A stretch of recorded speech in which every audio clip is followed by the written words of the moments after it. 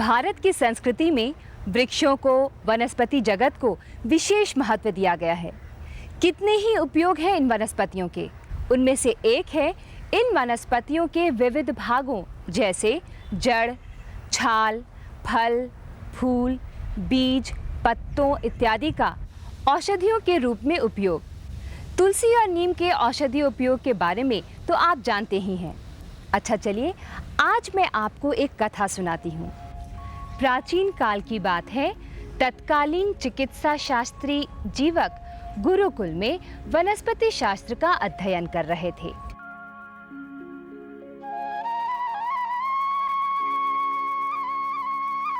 शिक्षा पूर्ण हुई। गुरु ने परीक्षा के रूप में जीवक से ऐसी वनस्पति खोज कर लाने को कहा जिसमें कोई औषधीय गुण न हो, यानी बेकार हो। जीवक ने बहुत प्रयास किया,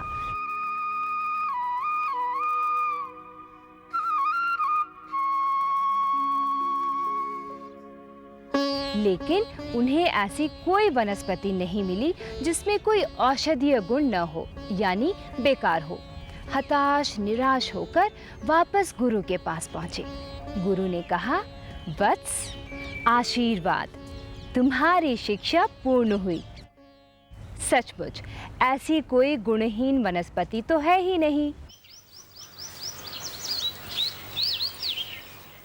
ऐसा अनुमान है कि लगभग 2000 वनस्पतियों के विविध भागों का औषधि के रूप में आज प्रयोग किया जाता है।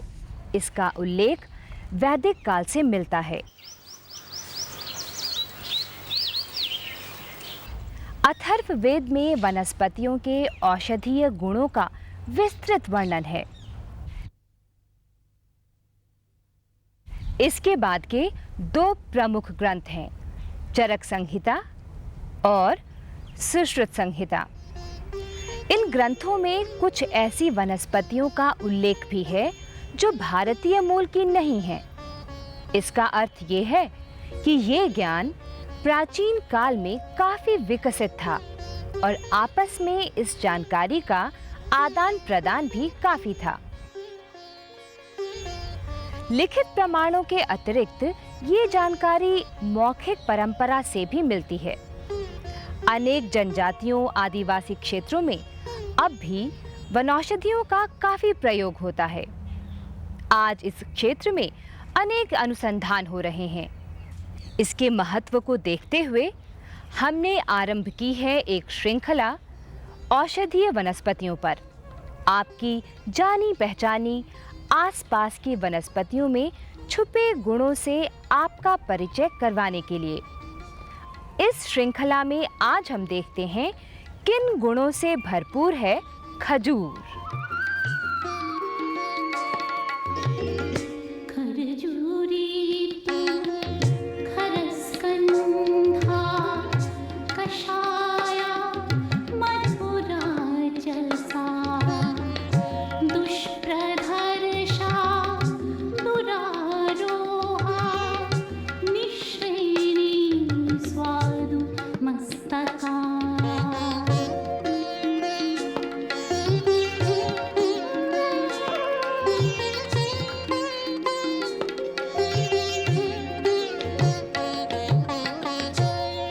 प्राचीन ग्रंथों में खजूर के गुणों का वर्णन अनेक रूपों में किया गया है। सूखे हुए खजूर छुहारे कहलाते हैं। छुहारों का भी अनेक प्रकार से उपयोग किया जाता है। खजूर में लगभग 70% कार्बोहाइड्रेट पाया जाता है। इसके अलावा इसमें प्रोटीन, लोहा, कैल्शियम, फास्फोरस तथा विटामिन ए और बी भी पाए जाते हैं। खजूर का उल्लेख ईसा से लगभग 4000 वर्ष पूर्व से पाया जाता रहा है। यद्यपि ये फल अत्यंत गुणकारी है, पर इसकी पैदावार अभी हमारे देश में कम है। विश्व भर के खजूर उत्पादन का लगभग 1/3 भाग अकेले इराक में ही होता है। इसके अलावा अरब देशों में अफगानिस्तान, दक्षिणी अफ्रीका, मोरक्को, लीबिया, ट्यूनीशिया और पाकिस्तान में भी इसकी खेती की जाती है। आजकल हमारे देश में भी राजस्थान और हरियाणा में खजूर वृक्षों का रोपण एक बड़े पैमाने पर किया जा रहा है।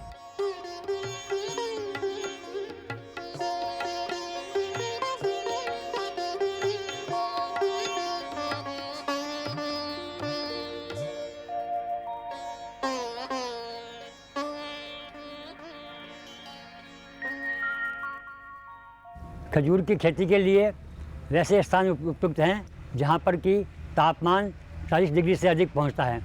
ऐसे स्थान राजस्थान में है।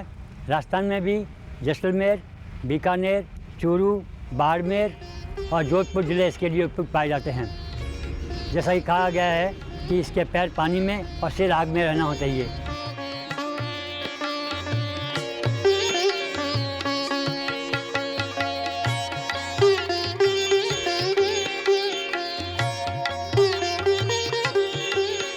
खजूर की खेती को बढ़ावा देने के लिए कई कृषि अनुसंधान केंद्रों में काम हो रहा है। खजूर के अच्छी किस्मों के पौधे अभी अधिक उपलब्ध नहीं हैं। बाहर विदेश से अच्छी किस्म के पौधे मंगाकर खजूर की खेती की जा रही है। इसकी देखरेख की विशेष विधि है। सरदार सर कृषि विज्ञान केंद्र पर अंतर्राष्ट्रीय ख्याति प्राप्त जहीदी, शामरान, खुनीजी, बरही और हलावी किस्मों को लगाया गया है।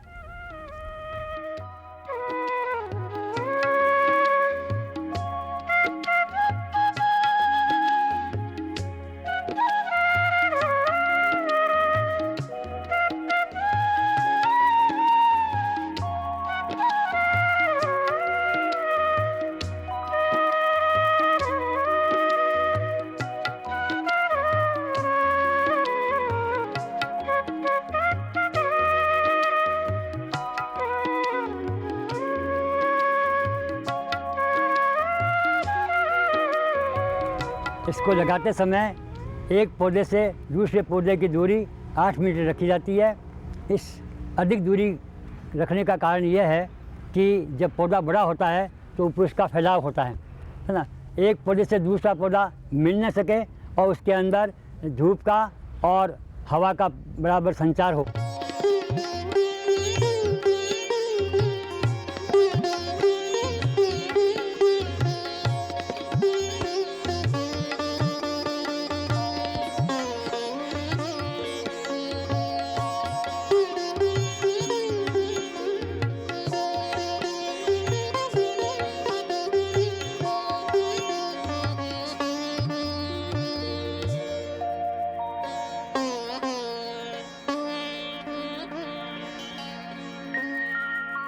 नए पौधे 2 प्रकार से तैयार किए जा सकते हैं, बीज से और शक्कर से, जिनको बोलते हैं बच्चा।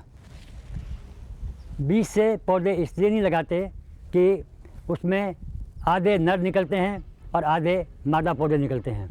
इसलिए खजूर के पौधे लगाने के लिए सबसे अच्छा है कि मादा पेड़ के शक्कर से निकाले जाएं। एक पौधा लगाने के बाद में 4 साल बाद फल देना शुरू करता है और अपनी 40 से 50 वर्ष तक फल देता रहता है। आर्थिक दृष्टि से खजूर का बहुत महत्व है, क्योंकि 1 हेक्टेयर क्षेत्र से 70 से 75 हज़ार रुपये प्रतिवर्ष आमदनी खजूर से ही प्राप्त हो सकती है। जबकि अन्य किसी फल से प्राप्त नहीं हो सकती। ये तो हुआ इस फल का आर्थिक पक्ष। इसके अलावा इसके पत्तों से टोकरी, पंखे और रस्सी वगैरह भी बनते हैं।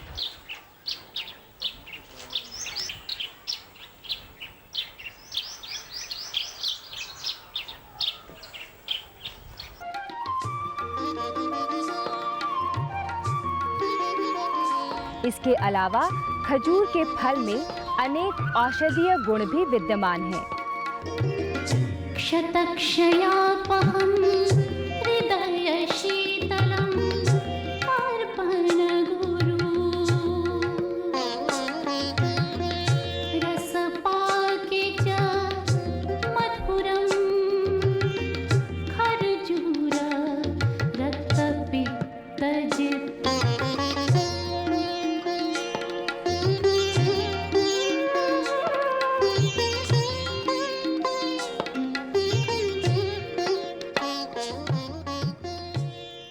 इसका लैटिन नाम फिनिक्स सिल्वेस्ट्रिस है।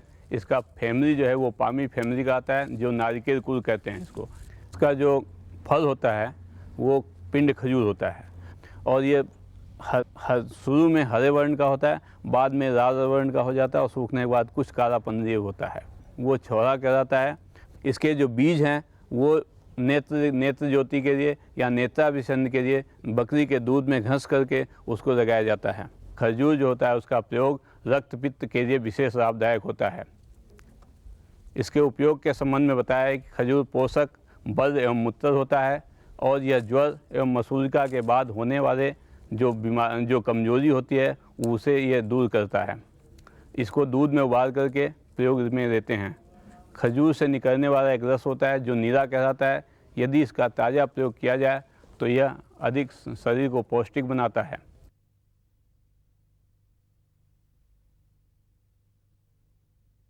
दंत रोगों में इसके पत्र को उबालकर यदि इसके काढ़े से गंडूस किया जाए तो दंत रोग और दंत कृमि नष्ट होते हैं। सांस और खांसी की बीमारी में इसको पिपली और मुनक्का के साथ मिला करके शहद के साथ चटाने से तत्काल लाभ मिलता है। संग्रहणी रोग जिसे पेप्टिक अल्सर कहते हैं उसमें इसका खजूरासों का प्रयोग किया जाता है। हिचकी बार बार आती है उसमें इसके गुठली को पिपली के चूर्ण में घिसकर बराबर मात्रा में घसकर और शहद के साथ चटाना चाहिए। रक्तपित्त में खजूर का प्रयोग शहद के साथ करना चाहिए। इसके लिए लिखा है हितम च खजूरम फलम समाक्षितम।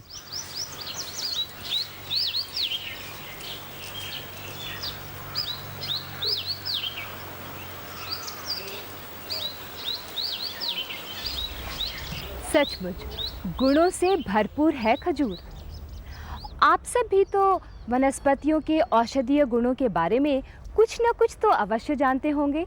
तो क्यों ना अपने घर के और पड़ोस के बड़ों के पास बैठकर उनकी पिटारी या मंजूषा से ऐसी बातें खोज निकालें।